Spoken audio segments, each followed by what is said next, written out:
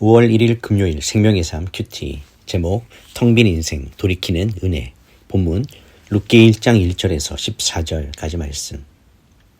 사사들이 다스리던 때에 그 땅에 흉년이 들어 유다 베들레헴의 어떤 사람이 그 아내와 두 아들을 데리고 잠시 모압 땅으로 가서 살았습니다.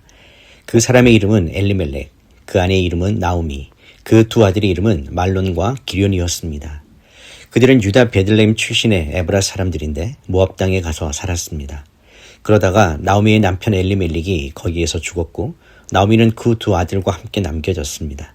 나오미의 두 아들은 모압 여자와 결혼했는데 한 사람의 이름은 모르바, 또 한 사람은 룻이었습니다. 그들은 거기에서 10년 정도 살았습니다. 그러다가 말론과 기련도 다 죽었고 나오미만 두 아들과 남편을 다 잃은 채 혼자 남게 됐습니다. 그러던 어느 날 모압에 있던 나오미가 여호와께서 그 백성에게 오셔서 양식을 공급해 주셨다는 소식을 듣고 두 며느리들과 함께 거기에서 떠나 고향으로 돌아갈 채비를 했습니다. 그리하여 나오미는 두 며느리와 함께 살던 그곳을 떠나 유다 땅으로 돌아가려고 길을 나섰습니다.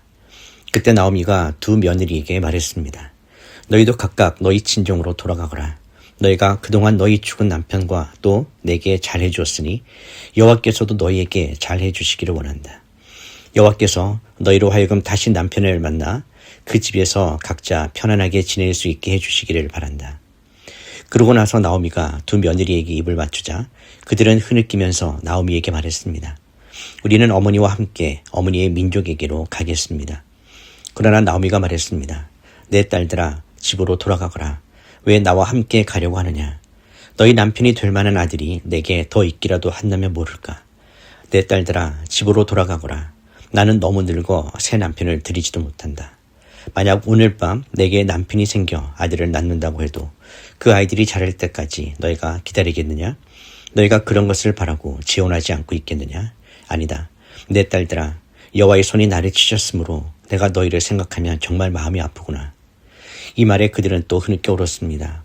그러고 나서 오르바는 시어머니에게 입맞춤을 했습니다. 그러나 룻은 시어머니를 붙잡았습니다. 본문 요약입니다. 사사들이 치리하던 시대 베들레헴 흉년이 들자 엘리멜렉은 아내 나오미와 두 아들을 데리고 모압 지방으로 이주합니다. 그러나 그곳에서 엘리멜렉이 죽고 두 아들마저 모압 여인과 결혼한 지 10년 만에 자녀 없이 세상을 떠납니다. 남편과 자식을 모두 잃고 이방 땅에 홀로 남겨진 나오미는 여호와께서 자기 백성을 돌보사 양식을 주셨다는 소식을 듣고 고향으로 돌아가려 합니다. 나오미는 두 며느리에게 각자의 고향으로 돌아가라고 권면하며 하나님의 선하심을 구합니다. 첫 번째 묵상입니다. 약속의 땅을 떠난 선택과 상실의 결과. 떡집이라는 의미를 지닌 베들레헴에 닥친 흉년은 이스라엘의 영적 기근을 상징적으로 보여줍니다. 엘리멜렉은 생존을 위해 약속의 땅을 떠나 이방 땅 모압으로 향했지만 그 선택의 결과는 참담했습니다. 가장인 엘리멜렉이 죽고 10년의 세월이 흐르는 동안 두 아들마저 후사 없이 죽으면서 나오미의 가정은 문자 그대로 텅 빈 상태가 되었습니다. 세상은 당장의 문제를 해결해 줄 것처럼 보이는 매력적인 모압을 끊임없이 제시합니다. 하지만 하나님이 계셔야 할 자리를 인간적인 대안으로 채우려 할 때 우리는 잠시의 안락을 얻는 대신 영적인 정체성과 소중한 모든 것을 잃어버리는 위기에 직면하게 됩니다. 흉년보다 더 무서운 것은 하나님의 통치 아래를 벗어나 스스로 인생의 길을 개척하려는 불신앙임을 깨닫게 됩니다. 우리는 고난의 때에 어디로 가야 배부를까를 묻기보다 내가 지금 하나님 안에 머물고 있는가를 먼저 물어야 합니다. 상실의 아픔은 우리가 의지하던 세상의 기둥들이 무너지는 뼈아픈 경험이 있지만 역설적으로 오직 하나님만이 우리 인생의 참된 주인임을 깨닫게 하는 통로가 됩니다. 내 삶에 닥친 흉년 앞에서 성급히 약속의 자리를 이탈하고 있지는 않은지 정직하게 돌아보아야 합니다. 묵상 질문입니다. 어려움을 피하기 위해 하나님의 약속보다 세상적인 대안을 우선시하고 있지는 않습니까? 두 번째 묵상입니다. 절망의 끝에서 들려온 회복의 복음. 모든 소망이 끊어진 모압 땅에서 나오미에게 들려온 소식은 여호와께서 자기 백성을 돌아보사 양식을 주셨다는 것이었습니다. 이 소식은 단순한 정보가 아니라 나오미를 다시 살게 하는 생명의 복음이었습니다. 하나님은 비록 자기 백성이 불순종하여 떠났을지라도 그들을 잊지 않으시고 다시 찾아와 돌보시는 신실하신 분임을 보여줍니다. 나오미는 이 소식을 듣고 즉시 일어나 고향으로 돌아갈 결단을 내립니다. 회복의 시작은 자신의 실패를 인정하고 하나님의 은혜가 있는 곳으로 방향을 돌리는 돌이킴에 있습니다. 비록 빈손이 되어 돌아가는 부끄러운 발걸음일지라도 하나님의 긍휼을 기대하며 그분의 날개 아래로 나아가는 자에게는 반드시 회복의 기회가 주어집니다.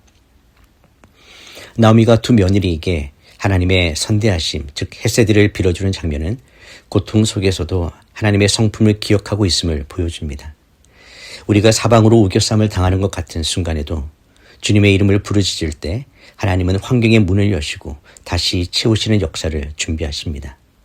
절망의 끝에서 들리는 주님의 음성은 우리를 다시 약속의 자리로 부르시는 은혜의 초대장입니다. 묵상 질문입니다. 인생의 텅 빈 상태에서도 나를 돌보시는 하나님의 세밀한 음성에 귀를 기울이고 있습니까? 5월 1일 한 줄 묵상 요약입니다. 잘못된 길에서 돌이켜 나를 돌보시는 하나님께로 나아갈 때 상실의 자리는 은혜의 시작점이 됩니다. 기도하겠습니다. 인생의 주관자 되시는 하나님 아버지, 당장의 어려움을 피하고자 약속의 땅을 떠나 방황했던 우리의 연약함을 고백합니다.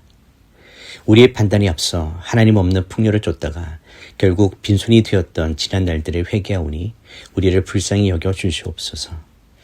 어떤 기근 속에서도 약속의 자리를 지키며 하나님의 통치를 기뻐하는 성숙한 믿음을 허락하여 주시옵소서. 상실과 절망의 자리에서도 우리를 잊지 않으시고 찾아오시는 주님의 돌보심을 신뢰합니다. 인생의 밤이 깊을 때 주님이 주시는 생명의 소식을 듣게 하시고 주저없이 주님께로 돌이키는 결단을 허락하여 주시옵소서. 비록 지금은 텅 비어버린 인생 같을지라도 하나님의 인자심이 우리를 다시 채우시고 일으켜 주실 것을 믿습니다. 예수님의 이름으로 기도드립니다. 아멘.